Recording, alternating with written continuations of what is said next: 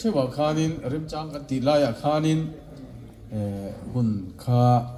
mun kha han in siam taila tha ome I chu chan ni na hianin pathianin hun thetak mai min pe a pathian ne na kan dila kan ruam mana atak kan han mu theya kan han chang theya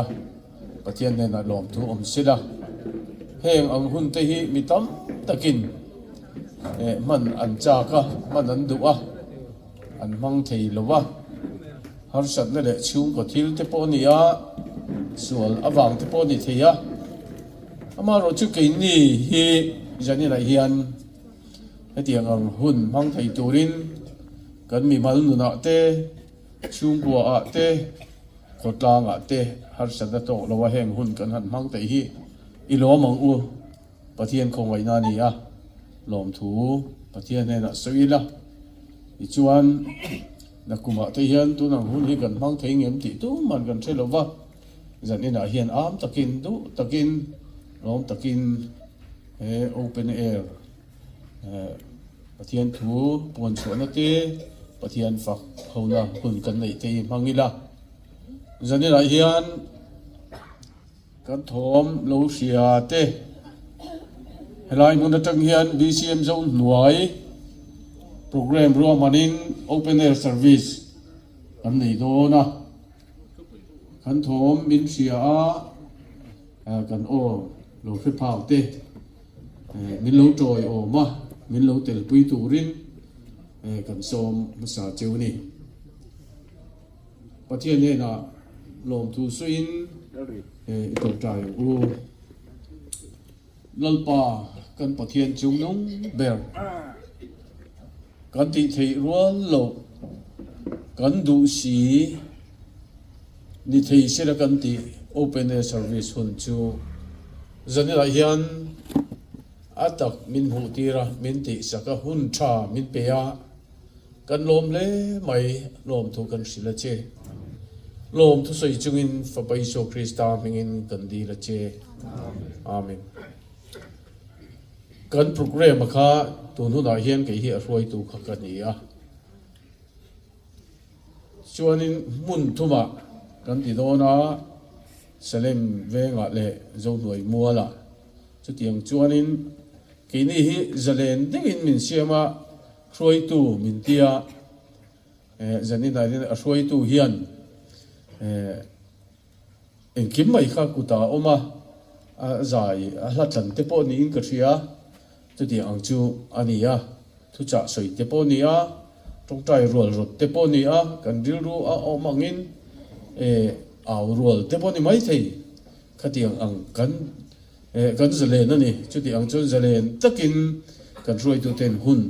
min han pea alom om le maya lom thu ka suya ti chuan zani la hianin keima ni lama engamol ha than du te po kan lo nei thia chu sai la ka ril ro om tat mai ti te po kan om thia chu tiang ang ho tan po hun om thei tu ra ngai tai la impo ni sila ama se berin pathian fakle choi moinan Christian abu number somsari pakuana khove lom nan alo kala leina la lom se thin lung tinin mun lo kian se ti kha kan za dingin pathian choi moi nan lo sang um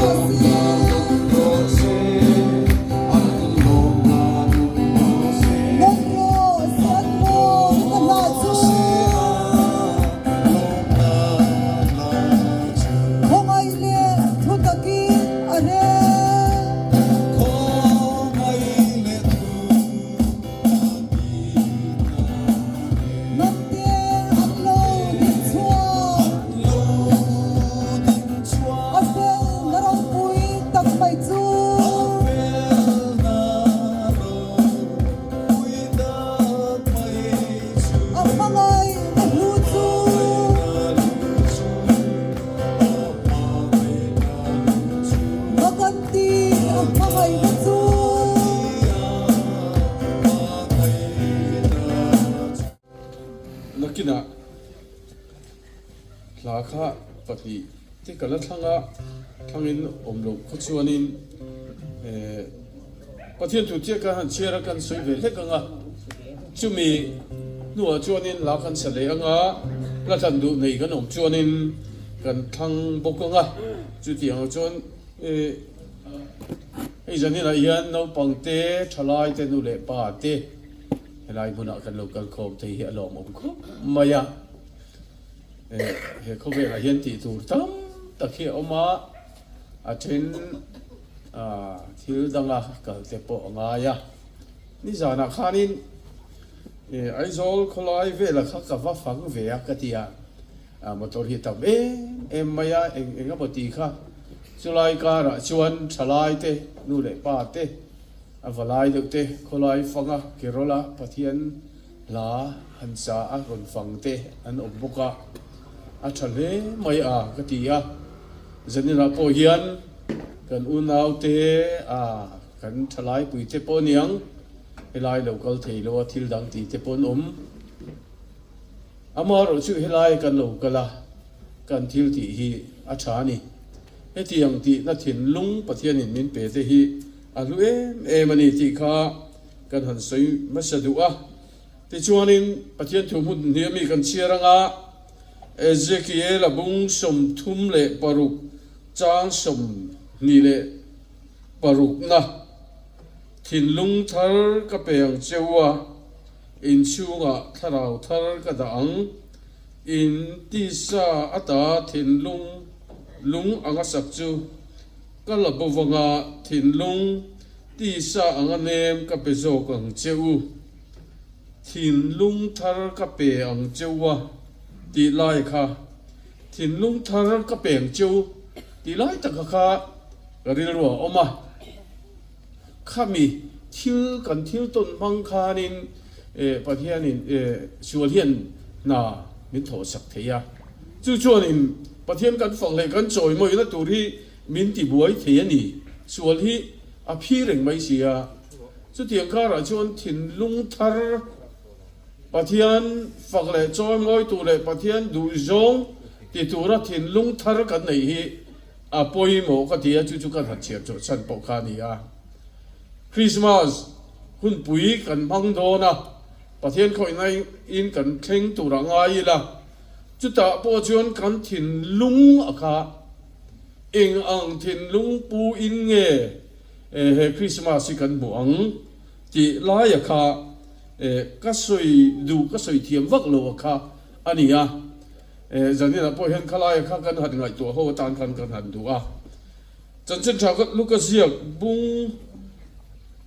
ni chang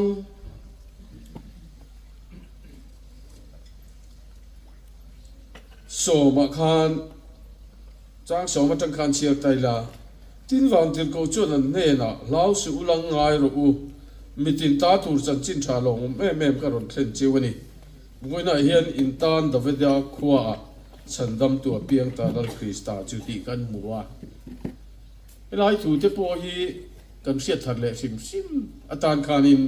kan han chiar lang du boka ka soi thiam chuanin han soi lan te po kan du don boka ni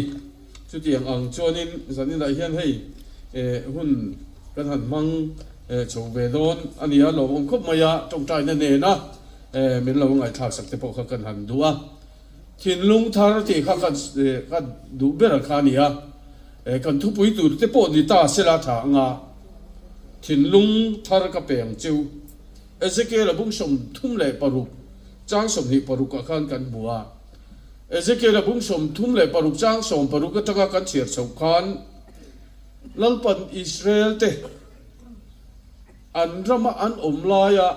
pathian dan an bo chia pathian ming an tibor banga an dan le an thil ti in pathian du lo zong ti in pathian ming an ti chia an ti bor banga chu wang chu pathian an chunga athin ura nam tin jinga ram tin khan ati dar ta khani chu ati dar te chu an na khanin pathian du lo zong buk ti khanan va le ta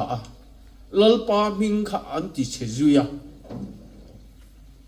eng anga pathian choi moi tung nge kan nia eng ang ril ru nge kan put ti lai kha chu ta poi mo em chu pathian tharau thiang lim zara thin lung thar pu a thin lung zalen taka ama kan choi moi le kan fa keima nia apian alo pian thar le theina tura mun kan kin kha poi mo ni tam tak chu rual o na po ni mai theya dam lo na te po a chuan lam thei mai thei chu tiang ang awanga pathian du zong ti thei lo te ne na yan pathian tharau thiang lim pol na in thin lung thar eng din mun atang po pathian phang le choi moi na le pathian ming ti ro pui thei na hi kan nei pathian in min pe min du saka chu chu kan dan tur po min ruat saka kha ania hei kan ve la nam te hianin chen pui min zo min chiang em te hi an oma engamo a hian an lo soi le sik thin te hi ka lo mua ka lo fe ve thina poi hi ka ti kho ba han ti vak ngai na chu om lo wa nam si nip tak le bru ching tak sex lama all sam tak nam rin om lo mu ten min mu thi na ru tam tak chu he Christmas kun pui kan mana kan man chok me na tu ra po hian ke ma ni du da na kha ke ma ni lam lo ti ve kha ni to lovin I thu ang zokin lalpa I thu ang zelin lalpa ka chunga lo theng sila I manatan kan ti khan keima ni la la lo pian non le chuan eng kim ne na nu na kha thil ti thei na nu na kha ama choi moi na nu na kha he kho ve la hian a lo la nga chu chuan pa ming ti che thi na khan pa ming a choi moi to don sual obbe thi na khan sual obbe to zo at sual ane zo to don ani chu nun chu kan chan vo ani chu nun na chu kan nei thi na turin pathianin afapa he khovela min pe a ran thlenga to takin lo piang ani chu chu keima ni lo piang non le se pui mo mani pathianin thu kan ti ri malmin som sak tu ro se amen la han than du kan nei chuanin kan thanga ke hi ka du am de ka du am de chuan min ngai dam ula nga number za panga da kha kan thang lenga kan salenga chu min nu a chuan ka thang du te kan om kha chuanin in tha chung lom kan han thang don nia Bethlehem wal tlai ta enga ti kha a thei chu ding ila tro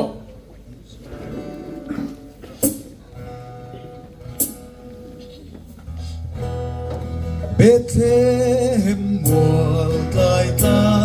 enga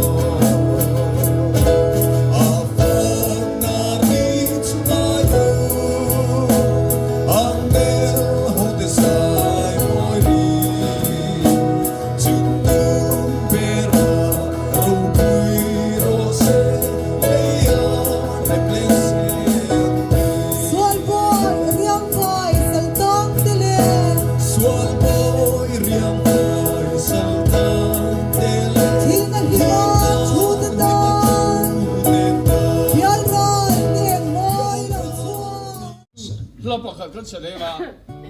chi min du a chuanin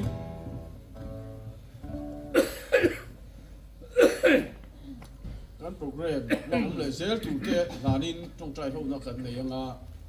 chuan ka hun la ni chu pa ti to GP ngay để van alpha chu Bethlehem bo in tlo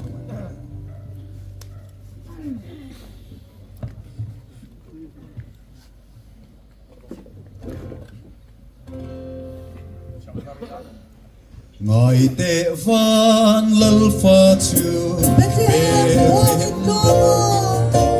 xin đi xin cho ý lòng tiếng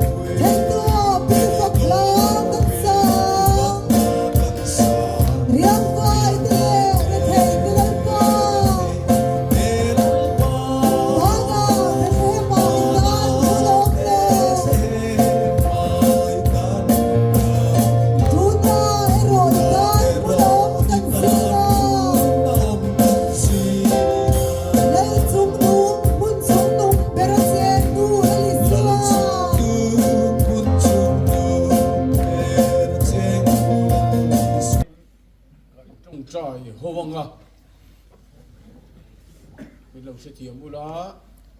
kan salema purin chuang in bula khan hun mong tu tu robot tu kelen seng lian tan kan tuk chayanga mual volleyball court a hun mong tu tu upa pc la lian noi tan kan tuk chayanga kan musician te kan zai huai tan te kan tuk chayanga ina ni po aman ruwa a kan ru a angin lom tu sui kan in hananga tu la hian ari in kan za in pathian ma lom tu sui dirin tuk chayang ru hallelujah lampa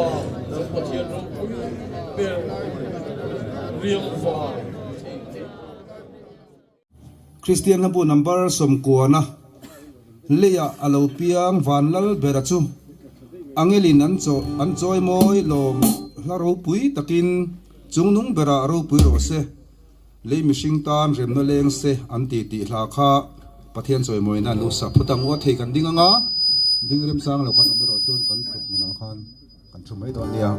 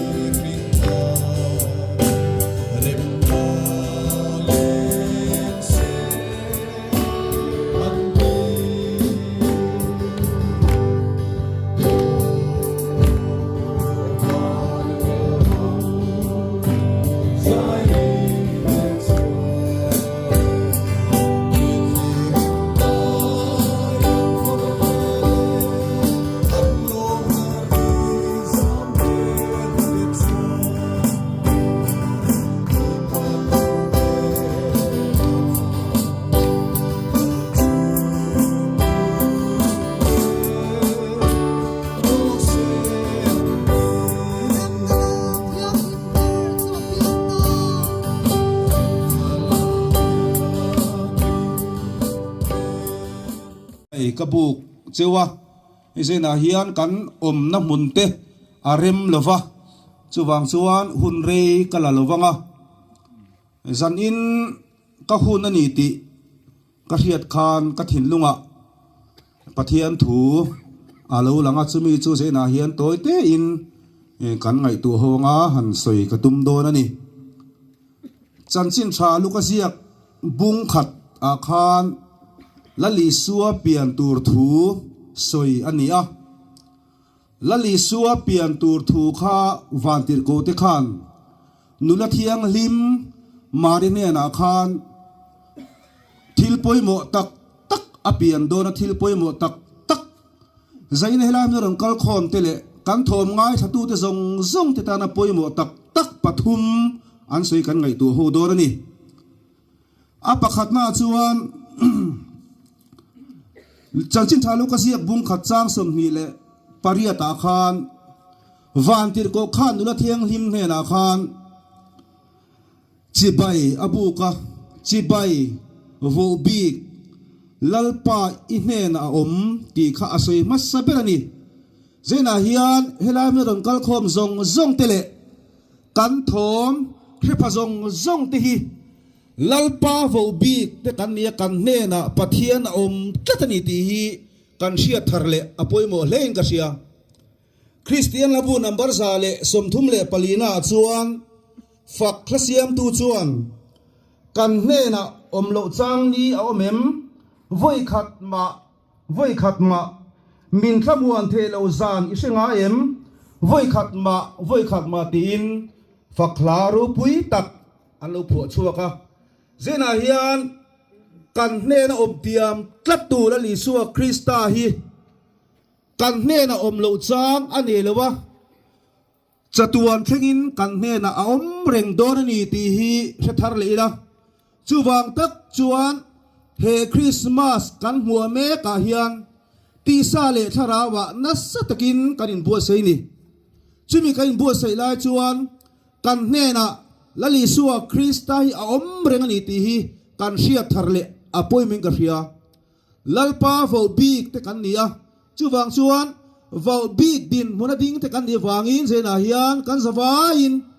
lalpa du dan zong anga he Christmas hun hi kan mang appointment a chumi mang tura kain bua sei chu appointment ni ti kha apakhat na ka sui duwa panina chuan vantir ko khan nula thiang lim marin he na khan lukasiak bung khat chang sum thuma khan mari lausu pathian ngai sak zong ini e atini zena hian min mangai tu min du sak tu kan that na tu ra kong eng kima min tho sak tu bul om hi nuam ti in ni thalak tharang u chumi ni tu chon ko ranu te po in bo se ngu tin kan som le duwa mathaya bung som chang som thuma le luka bung som panhi chang saria khan in samzai te lampo hi chiar vek ani asin ti in kan buani zena hian pathianin min ngai sak em kan that na turin kong eng kimi min tho sat khina wang hian kan eng kim hi min sebe kani keima ni a min sia lo pakhat ma om lo chuwang chuan min set kiang em tu kan that na tur kong eng kimi min tho sak tu tan hin zena hian kan nun na le kan hun ni kan zawaya mang turin kan som du ani ni ma sela keima nia nangma le keima pathian thulo thleng hi oi a har sat em chang po mang chung huna chuan chung har sat tak thulo thleng te chu kan ta na tha ani ti sia in pathian du da danga kan nun na le kan hun kan man mai hian chung nung bera thil ti the na hian min hlia khu don alo ni tin Josepha kha lali suwa krista alo pian khan amang lama bok nau tele anu mari kha ai gupta rama tlan bo pui turin siat tirin omani kha po kha zom le mai ni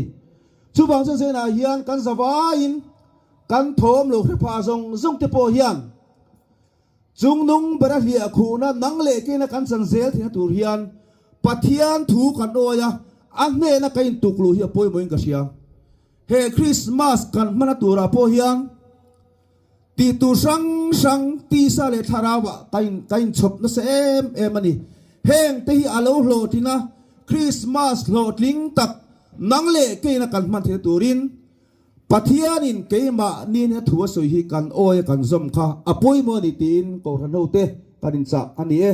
ปะเทียนินกันทุสุยเตกันซาตันบัลมินสอมสักเชื่อโรเซตุนาชวนปะเทียนกันฝักเล็กกันซอยมวยนั้น คริสเตียนครับผู้นำปาร์ซาเลสมนีเลปารุกนะข้ากันสางะให้มีกันสักโซยละครั้งดุแต่กันอมันนี่ข้าชวนินปักขัดละกันสเลงะครั้งตัวกันอมันนี่ซึ่งกันอมันโลนี่ชวนโซเผือบัวละคานกันพีมาโดนียคริสเตียนครับผู้นำปาร์ซาเลสมนีปารุกนะเฮหุ่นมวยเราเท่งฮิมีเต็นอันซอยนวมเข็นนานสิปวนมวยตินมีเต็นอันทั้งโมเกยกระทั่งกระซูนซอยลายลาเข็นอินนงะลาเรียงไวเราเปียงซูอามิงลาเมนเวล่ะโอ้กระเชียร์สวนที่เล็กมันลงไงแต่บุราติคานประเทศซอยมวยได้เราสางกุเลยอันซิลเบเทมได้อาชวนไซมอรีเบรามพูดเอ็นเฮนะอาลูเอ็มจันตาอินประเทศเราซอยมวยกุเลยBethlehem dai ansuan sai moiri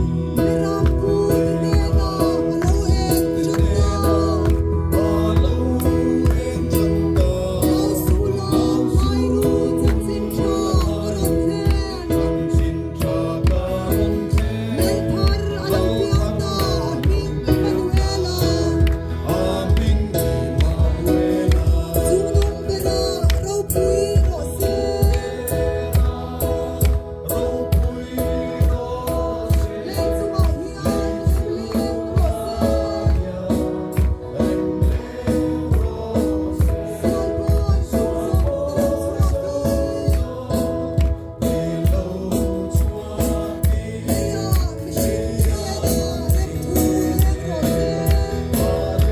cho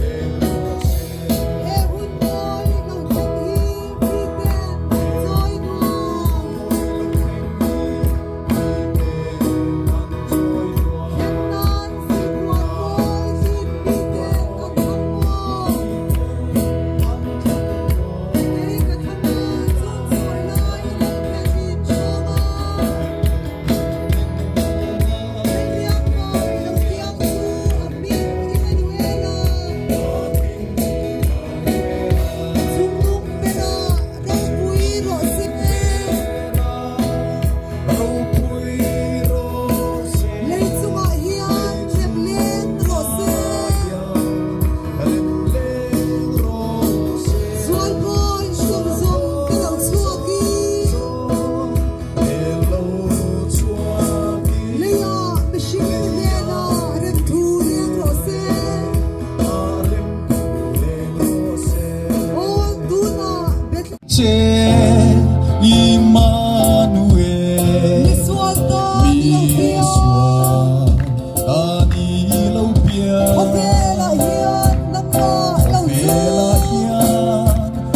bỏ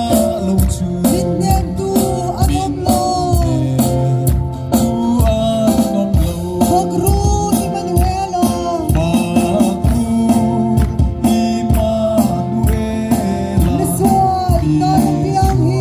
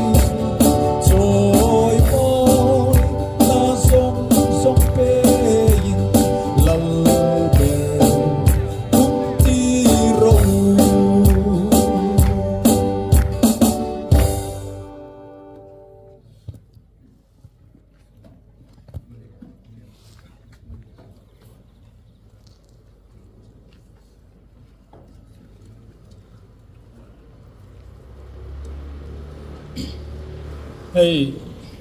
zanina open air service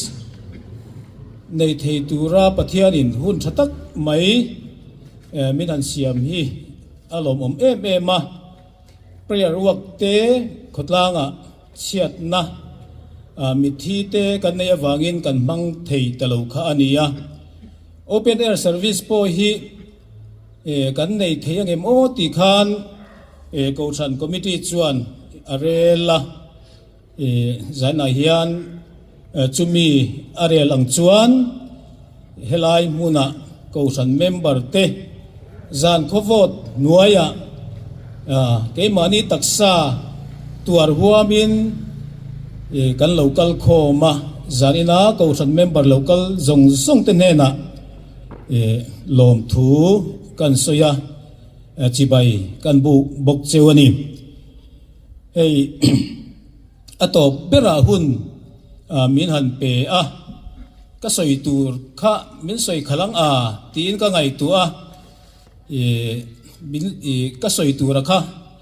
an lo soi ani poin pathian in hun taka chuan thu soi tur min pe thawang ti ril rup kapua masala ka soi tur ang te ka in puat saina ang te kha an lo soi lem lowa kamat thu cha soi tu te khan pathian ruat te po anianga tit an lo in sum deu te po ani mai theya in sum ran po ni lo ma sela pathian in thu cha soi tu te chu min pe thawang ti kha ka ngai tu ani hey zanina kan hun man dan tur helai muna atop na hun kan man dan tur hi kan soi lokanga Bible chirna luka bung ni chang som panga tanga chang som ni helai thu hi kan chiaranga hey Christmas hun vela chuan helai thu hi alar em thina ti chuan tong trai na kan leanga chuan pathian thu cha te kan soyenga chumin huwa chuan Christian labu number zana van mun ro pui pelin a local sual na kara ti kha lengkhom zai kha kain pu sai na ania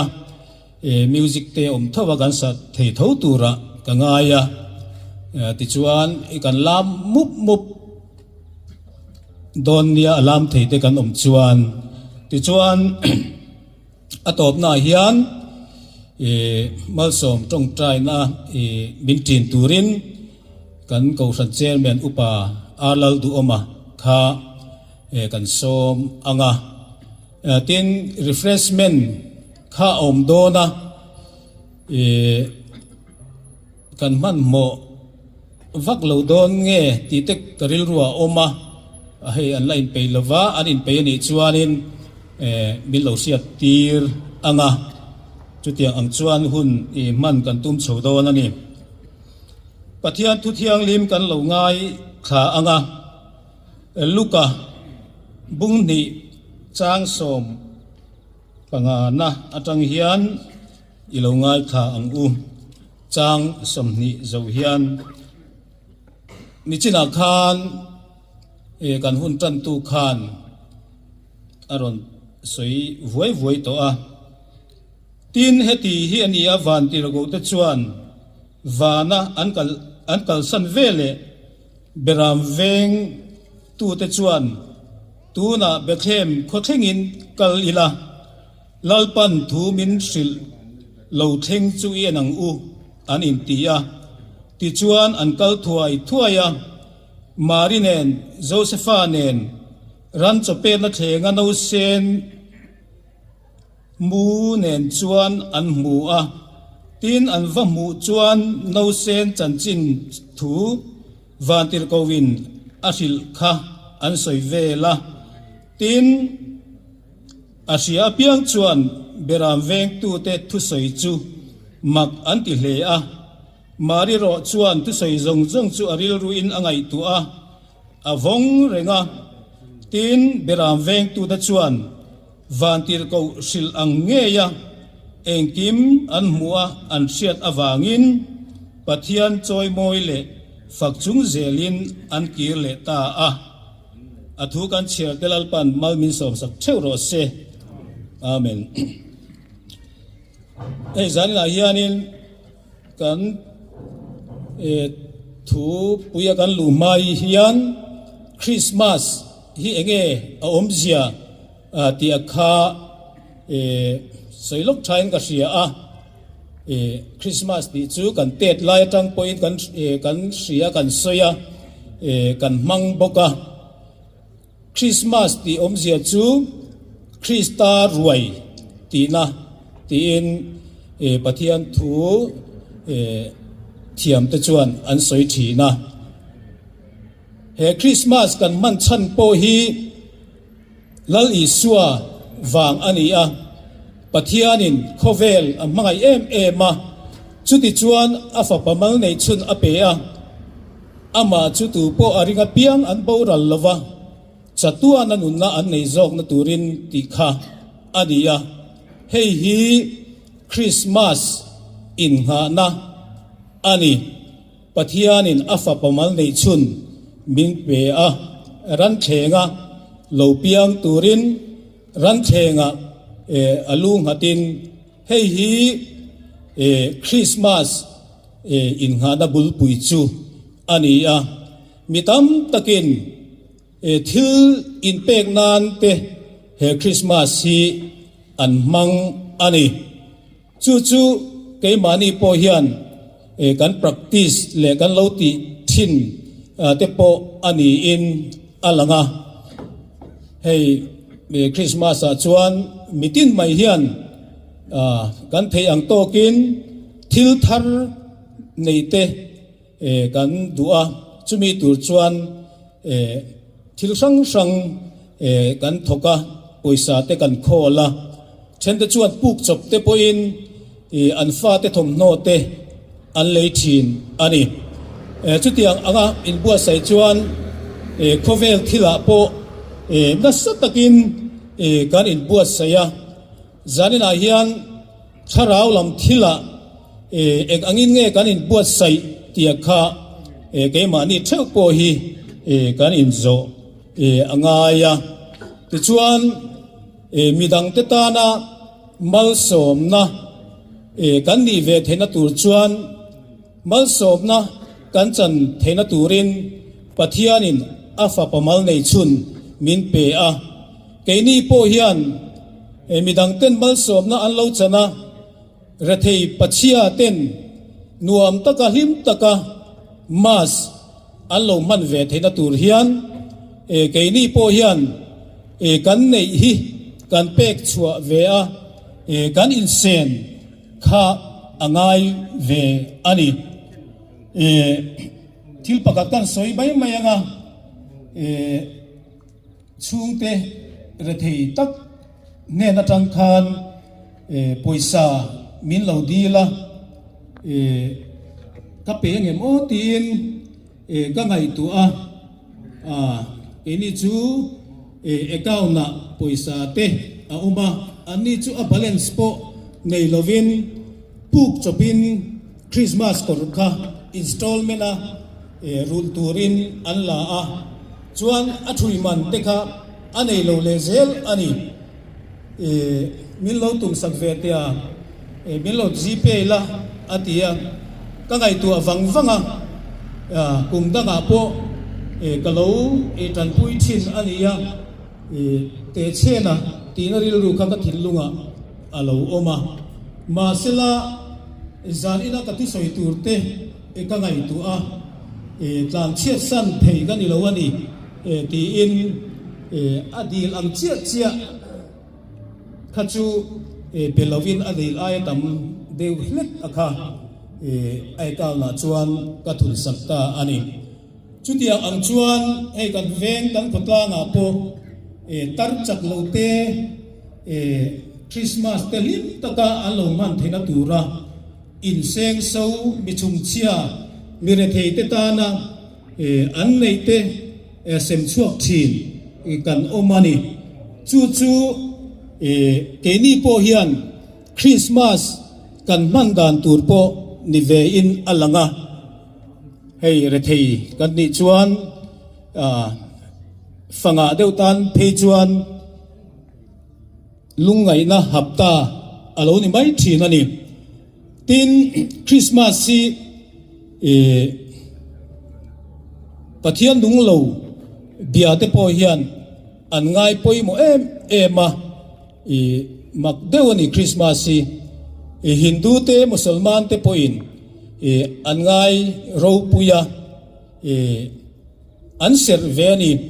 hei kan tho pui po vai silcharami oma Christmas mang turin ka hodon atiani Hindu mandira kal thin tong trai thin cho po ngei thin khatiang kha ania Christmas chu ngai poi mo ve em ani chu tiang chuan ke ni Christian te po hian Christmas si kan ngai lua kan ngai ro puya ma sela kan ngai lut na le kan ngai ro puina kan in bua sai na ero hi chu ti salama hian aluang ral tam zok ni in alang ani amaro chu Christmas kan man thena tur hi chuan pathian chu afa pamal nei chun min pe a in seng savin ran thenga no sen anga lo piang in boy anga en siama chu tiang ang chuan pathian po en seng so ani zanla hian keini ring tu te piang thar te keini aya pachezok te tan hian lim taka Christmas lungdam taka allo man ve thena tur chuan eng thile mo tak hi chu kan ti angai ani ti hi kan thilunga thucha pakhatna nita sela Bethlehem khothengin Galila ti kha an soyani beram veng tu te chin kan ria a sakwa po anin mang velo sa ko ruai tu po an tling zo lo il lo fa a hun mang mai thin kha an ni a lal yisua piang tur chi bai buk turin muturin Bethlehem an theng ani keini hi hei Bethlehem chu kan theng thei lo mai thei hei Musalman te hian Mecca an tia chu an khopui ania chu kum khata hian voi khatal tlo kha an du thin ani Christian te tan chuanin Bethlehem hi engma lo ni ma sela khote tak te ni ma sela lal Yesua pian na mun ania wangin Christian te thinlunga hian Bethlehem hian mun lian tak alua achanga kum tinin Christian te lung tileng tu alo ni thin ani amai ro chu Christmas tak manglo hian avuak veta hian mitam tak chu kan in mangral thin ani hei kan ko ther te po han enila an che moi ma heng hi thil sual ani lovani heng te hi he Christmas kan man na tura khun taka keimania lal Yisuan lal na alo chan thena tura min bua sai tu ni sela adu em don ani ma sela chu tiang ang adilova lal Yisua pian na mun Bethlehem cheng lo hian avuak veta kong laka hian keini ring tu te po hi kan intibuaya Christmas tak December ni som ni panga kan ser thin ni a hian in khom po chak lovin kan tharau nun hi ro takin kan mang thin ani tam tak te hi chuan tin piang thar lo te po hian he Christmas bang tur hian na sa takin anin buat saya rui thei thil anti na turin nasatakin sum an khola chu tiang ang chu he Christmas an man na tura hian an in buat saidan ania keini ring tu te po hi Christmas tak tak mang tur hian kan muna he Christmas hian omzia aneya kan thin lunga hian lal isua kan pian non tira kha apoi mo em ani ti chuan beram veng tu te beram pu te chuan Bethlehem ran thenga lal isua mu an bu chuan chu chan china chu soi an chak thin ani kha keini hianin katana piang lal isua chan chin hi soi kan upur thin nge kan thin lunga hian a om lol lo nge ti te mani in zo tila a chan chin soi tur po hi selo hian hun tam tak kan lo mang liam to thin ani mai thei chu wangin keini chu beram pu te ang hian Bethlehem lal isua pian na muna kan kal thei lo ani kan theng phak lo ani Christmas do na hian Bethlehem hi mitam takin lal isua pian na mun ani wangin tlo an cha ka mizo zi ga te po zukal Bethlehem mu hi tam tak an omani ma se keini chu Bethlehem hian kan theng thei lo ani ti zana hian kan siani he Christmas kan manatura hian Bethlehem kan theng thei na tur hi enge ni veta ang te in kan thilunga lo ngai tua tai la Bethlehem kan chen ve thei na tur no sen piang ran thenga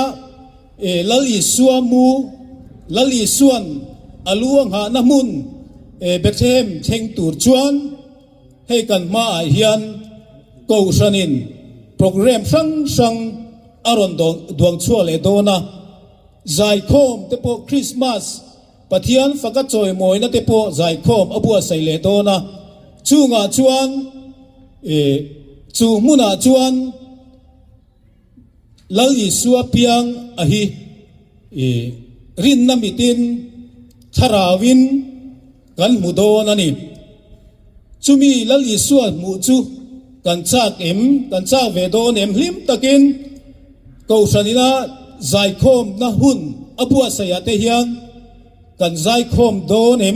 ti kha ngai tua tai la zai khom kim kan tum theu kha poi mo ani kan thin lunga zai khom kim kan tum chuan pathianin kong min hon sakanga dam na le risel na te min pe anga chutia ang chuan nausen lali suwa chu muna chuan kan mu thei ani kan thin lunga hian chu muna chuan alo piang thar non le thei ani ti hi kan siat non apoi mo em ani hei nasatakin ti salama chuan kan in buat saya kormoi te po pheikok te po kan lei mei thei aswal lovani amai ro chu nau piang chibai buk tur hian chung thil da chuan min eizo wangti a lo oma nun khoro takhian Christmas sikum tam tak kan lo mang liam to ani poin kumina Christmas kan manatura hi chuan ama ne na kan in to na thar Bethlehem kan thek na mun alo ni ve theina tura kan in buat sai hi zana hian a poimo em ani smas kan man theina tura pathianin afa pamal nei chun min pe ang hian keini po midang te ta na mal som na kan lo ni theina turin kan sum le pai te kan thil nei te hi phal ila chu Christmas dik tak a kan manatur kong ania chu chuan kan tharau lam nuna po lom na thar min siam anga Christmas lim takin kan mang thei don ani lalpan athu kan soite kan zawai atan malmin som sak theu ro se amen o tu na hian pathian fangna la kan sa anga Christian labu number zana van mun ro pui pelin a local sual na kara khovel seom atuara ni o kalal ivariang mvo apian na tlo ma se ka chandam tu ani choi moi nan la isa ang khongai takin khalai mi te ka helai a hianin ron pan chota ula chuan kan zawai in kan dinganga dar kuale mi somni le panga ania khuate avot boka hemi kan sak zo hian kan ko ran chairman upa alal du oma trong trai mal som na he kan ke role program te min tin turin kan so manga ti chuan atong trai zo chuan o refreshment kan eyanga chutiang ang chuan hun kan bang chaudon ani le isang uvan mun ro pui pelin a local sual la kara khovel sho matuara ni pui peli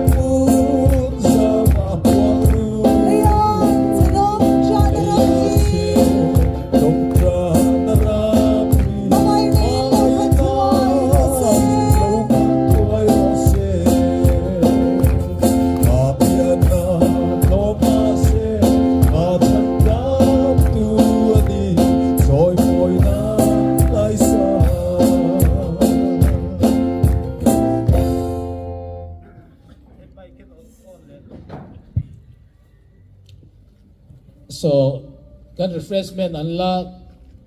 siam fel tho boka chu wan chuan khovel lom nan alo kala ti kha in sale lok zop tengu